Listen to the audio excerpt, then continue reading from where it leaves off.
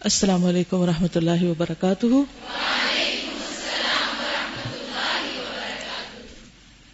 نحمده ونصلی علی رسولہ الکریم، اما بعد فاعوذ باللہ من الشیطان الرجیم، بسم اللہ الرحمن الرحیم۔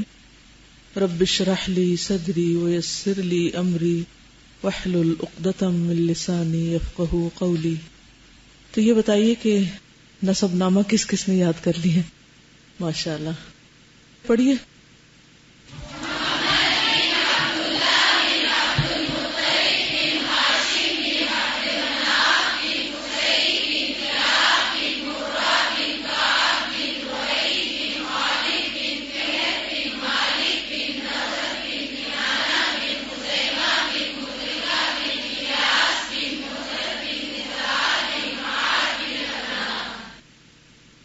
کیسا لگا تھا یاد کر کے؟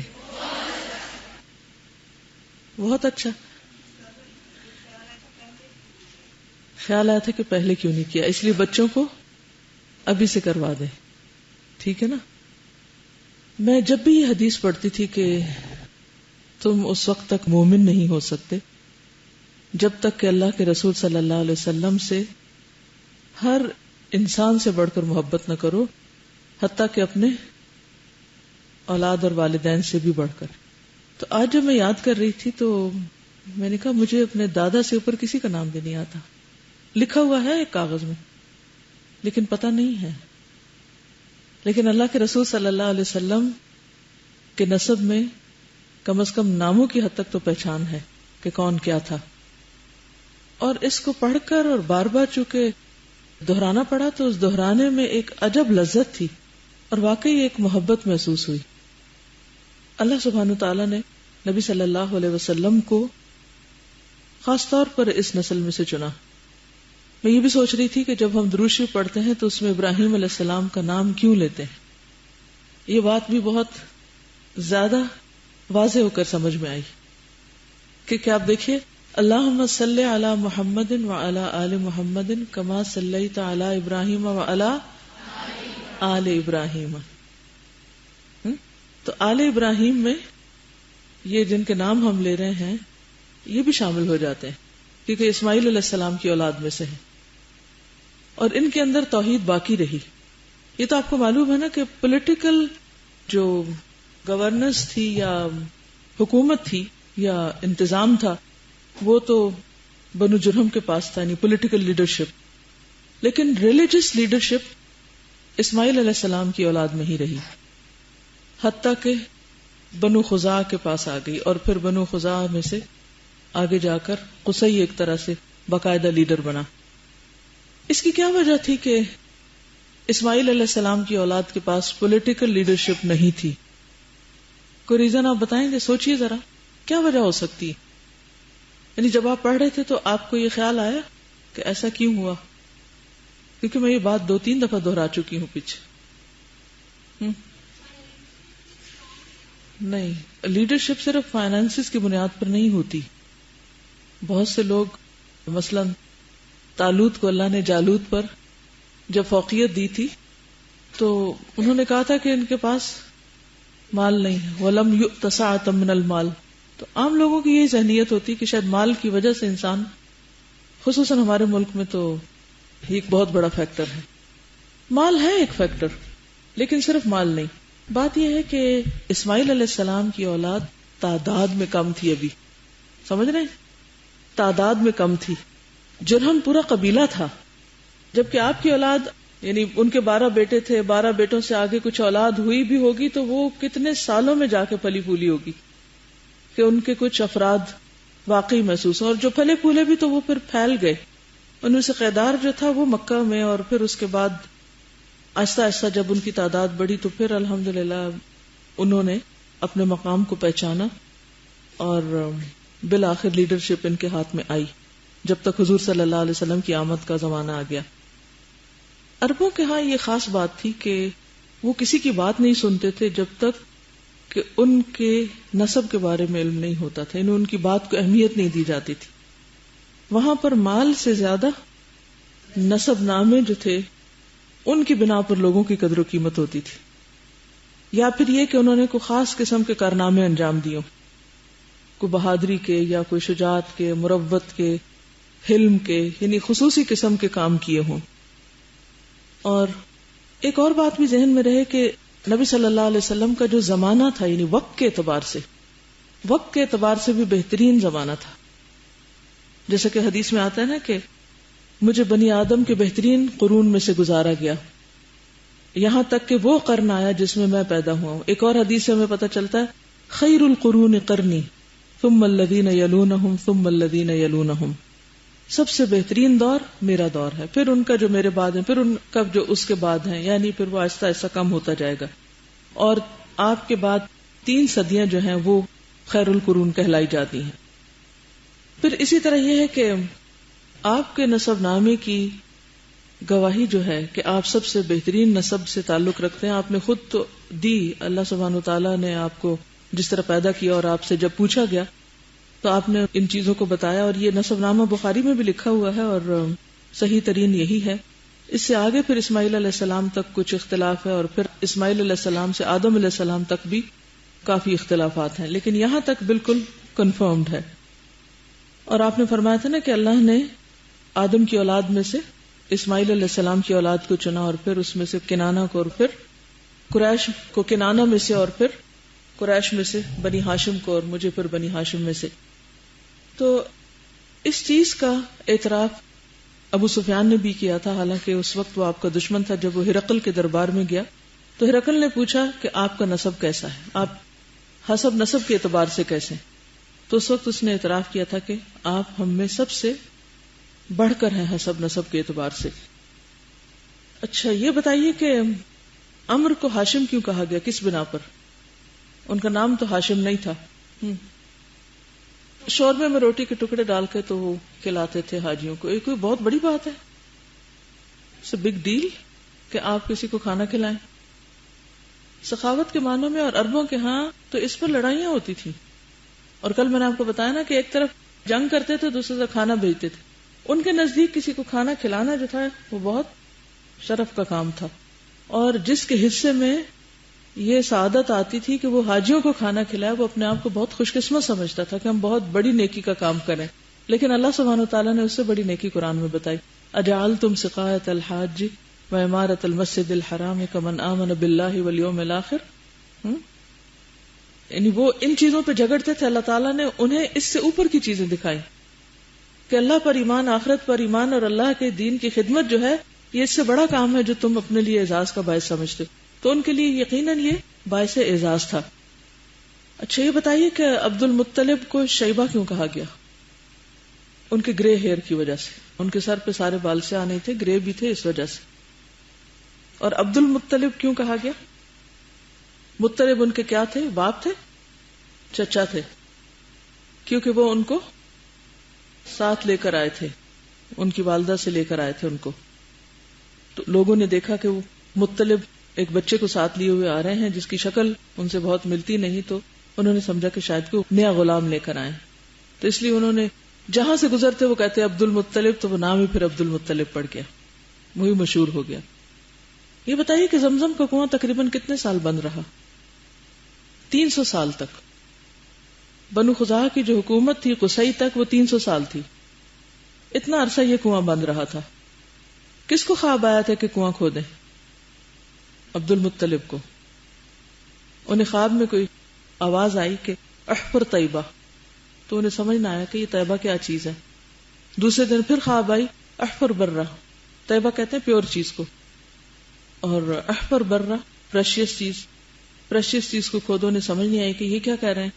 تیسرے دن آیا کہ احفر زمزم کو کھودو. تو انہوں نے کہا کہ مجھے تو نہیں پتا کہ وہ کہاں ہے. تو پھر خواب ہمیشہ سمبلز ہوتے ہیں نا جن کو ڈی کوڈ کرنا پڑتا ہے. تو انہوں نے پھر خواب میں پھر دیکھا کہ وہ کہہ رہے ہیں کہ وہ ایسا پانی ہے جو کبھی ختم نہیں ہوگا اور کبھی بھی خشک نہیں ہوگا، اور زمزم وہاں ہے جہاں خون ہے اور سفید کوے کی ٹانگ ہے اور اس طرح کی چیزیں. تو انہوں نے باہر نکل کے تلاش کرنا شروع کر دی وہ جگہ کہ کون سی جگہ. تو دیکھا ایک جگہ پر اونٹ ذبح کیا ہوا ہے اور اس کا ڈنک ہے اور اس کے خون وغیرہ ہے، ہڈیاں ہیں اور ساتھ سفید کوے کی ٹانگ ہے. تو اس پر انہوں نے کہا کہ یہی جگہ. تو ان کا اس وقت صرف ایک بیٹا تھا، اس کو بلا کر انہوں نے کھودنا شروع کر دیا کنویں کو. اور جو کھودتے گئے تو پانی نظر آ گیا. اس پر جب انہوں نے ہی شاؤٹڈ کہ پانی ہے تو اور قبائل بھی آ گئے کہ ہم بھی شریک ہوتے ہیں ساتھ. تو پھر انہوں نے اس میں ان کو شریک نہیں کیا کہ اللہ تعالیٰ نے مجھے خواب دکھائی. بہرحال پھر اس وقت انہوں نے دعا کی تھی کہ اللہ مجھے 10 بیٹے اگر دے اور وہ لڑنے کے قابل ہو جائیں میری عمر میں میرے سامنے, کیونکہ انہوں نے اپنے آپ کو بہت ویک محسوس کیا جب ایک بیٹے کے ساتھ کنواں کھود رہے تھے, کیونکہ پہلے تو لوگ ہنس رہے تھے کہ اس کے کھودنے کی کیا ضرورت ہے, اور پھر جب انہوں نے دیکھا کہ واقعی کچھ نکل رہا ہے تو پھر جھگڑنا شروع ہو گئے. اچھا یہ بتائیے کہ حبل کہاں تھا, کہاں رکھا گیا تھا؟ خانہ کعبہ کے سین میں نہیں, چھت پہ. آپ کو معلوم ہے کہ اب بھی حبل نام کی ایک چیز ہے, کیا ہے؟ ٹیلیسکوپ ہے جس سے ساری یونیورس کا مشاہدہ کیا جاتا ہے, یعنی جتنی بھی پاسبل ہے. تو میں سوچتی ہوں کہ حبل کیوں نام رکھا گیا ہے, کس مناسبت سے؟ کیونکہ یہ پہلا بت تھا جو عربوں میں آیا تھا اور شریک ہو گیا تھا خدا کے.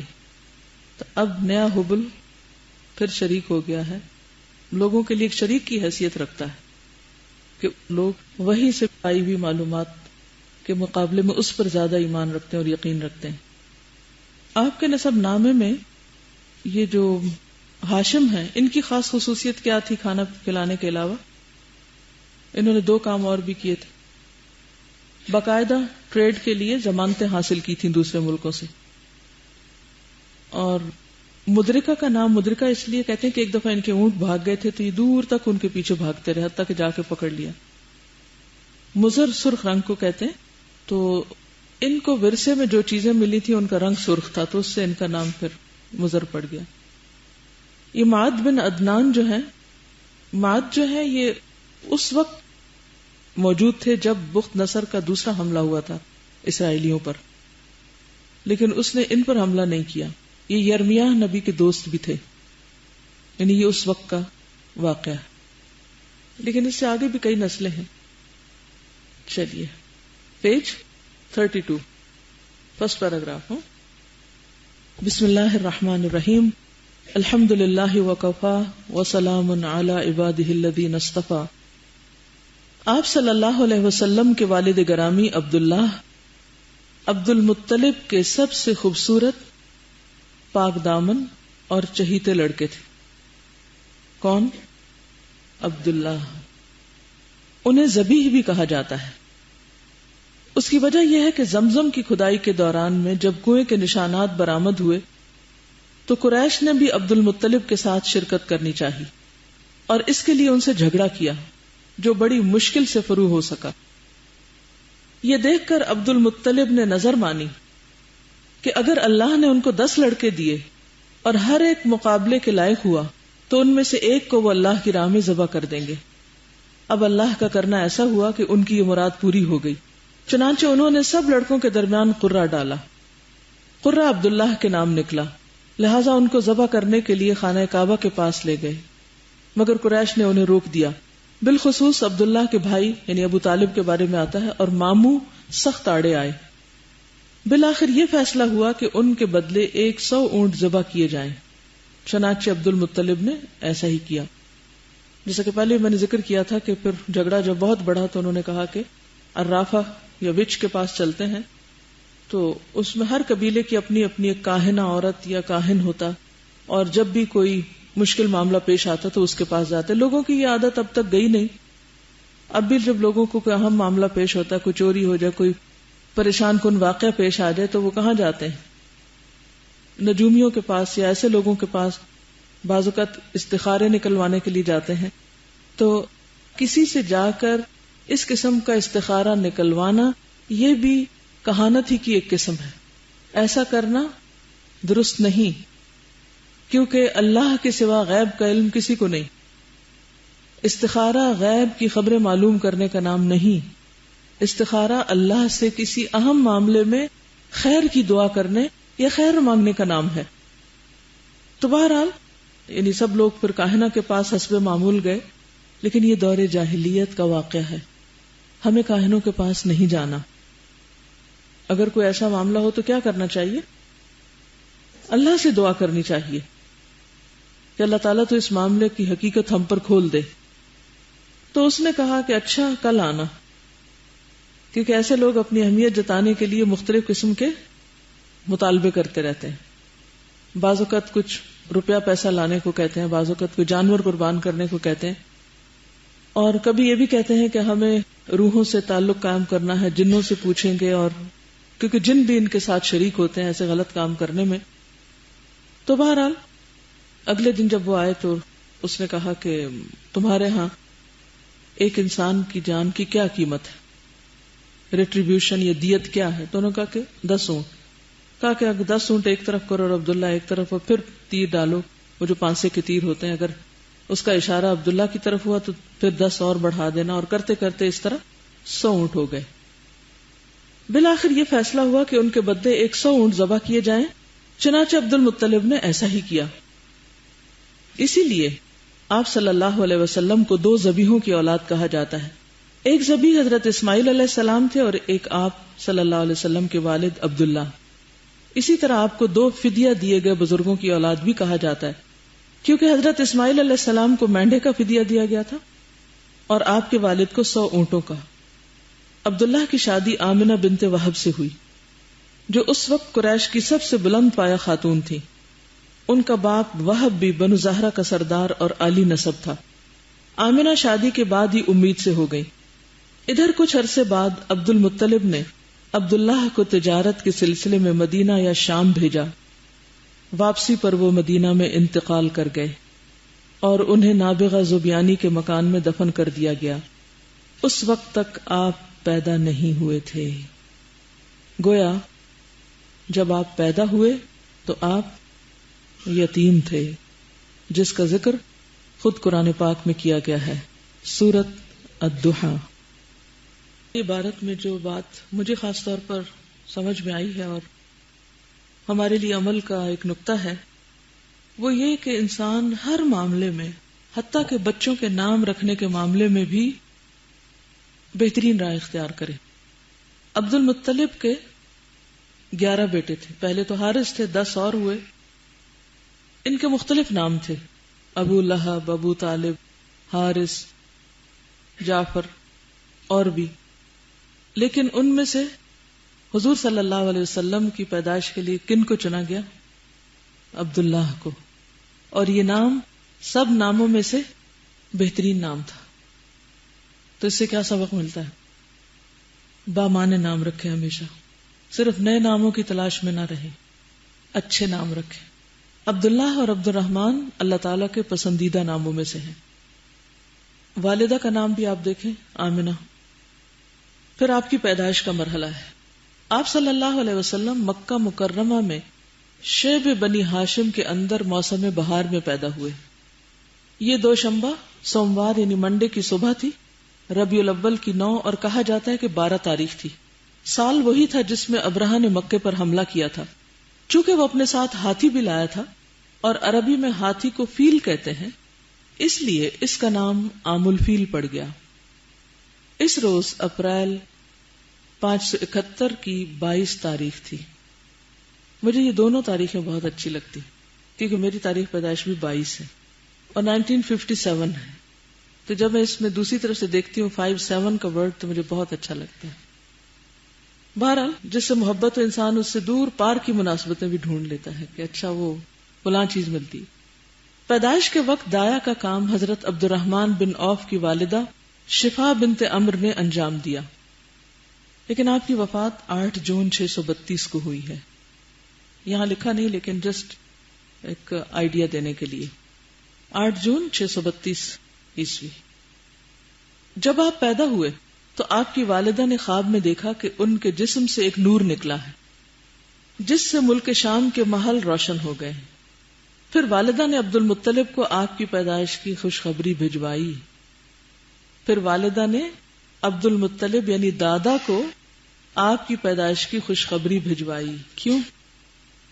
کیونکہ باپ نہیں تھے. الم یجد کا یتیمن فآوا.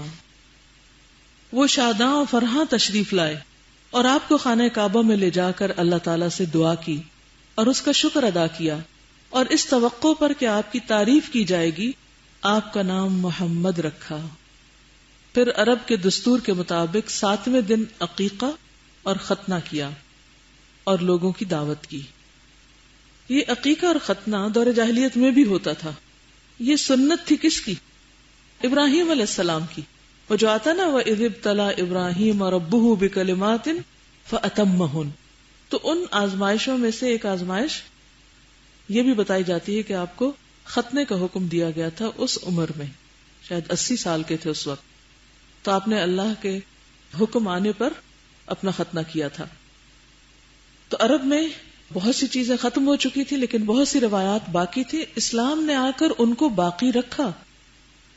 بعض لوگ یہ سمجھتے کہ دور جاہلیت کفار شاید بالکل ہی ملحد لوگ تھے، اگرچہ الحاد بھی تھا، یہودیت، عیسائیت، مجوسیت اور سابیز کے علاوہ، سیبین کے علاوہ ایتھیسٹ بھی تھے وہاں پر، ٹھیک ہے، لیکن بہت چند گنے چنے.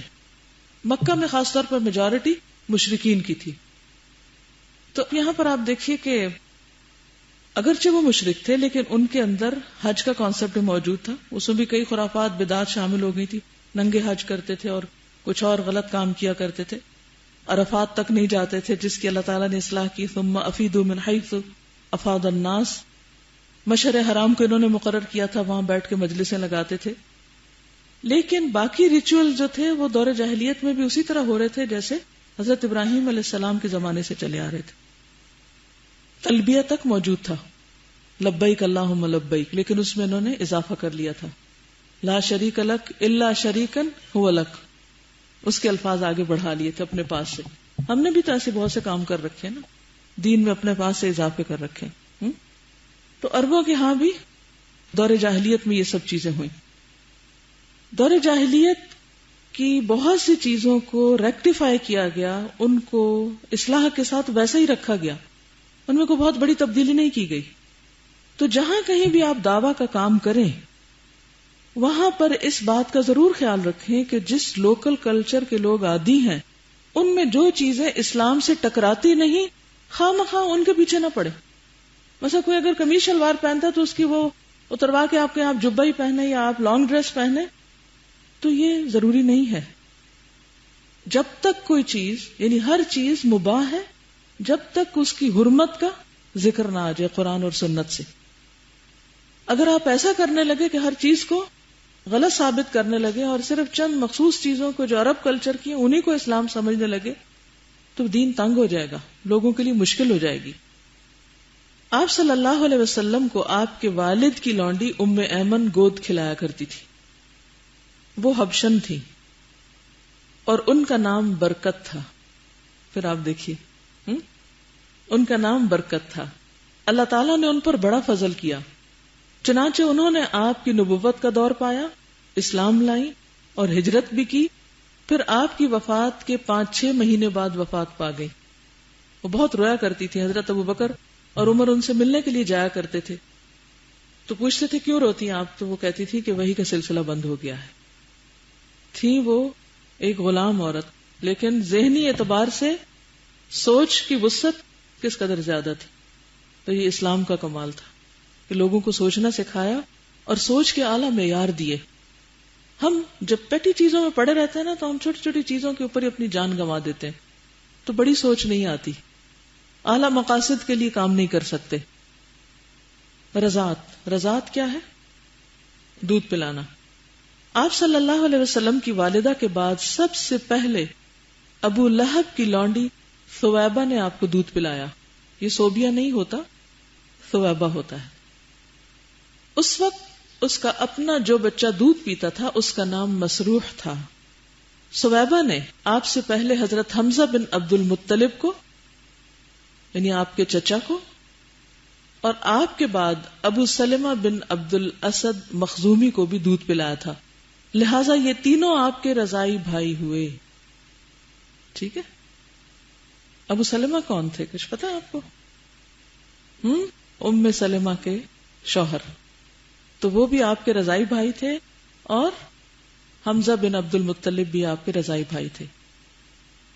یہ جو ثویبہ ہیں ابو لہب کی لونڈی، جب حضور صلی اللہ علیہ وسلم کی پیدائش ہوئی تو اس لونڈی نے جا کر ابو لہب کو خبر دی تھی، تو بہت خوش ہوا اور اس نے ہاتھ کے اشارے سے، انگوٹھے اور اس انگلی کے ہاتھ کے اشارے سے اس کو کہا تھا کہ تم آزاد ہو۔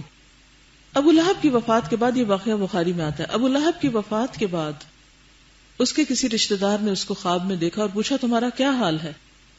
تو کہنے لگا کہ جب سے تم سے جدا ہوا ہوں ایک دن بھی آرام نہیں پایا، ایک دن بھی آرام نہیں پایا سوائے اس کے کہ سویبہ کو آزاد کرنے کے بدلے مجھے یہاں سے پانی پلایا گیا، اور اس نے انگوٹھے اور اس کے قریب کی انگلی کے درمیان ایک سوراخ کی طرف اشارہ کیا۔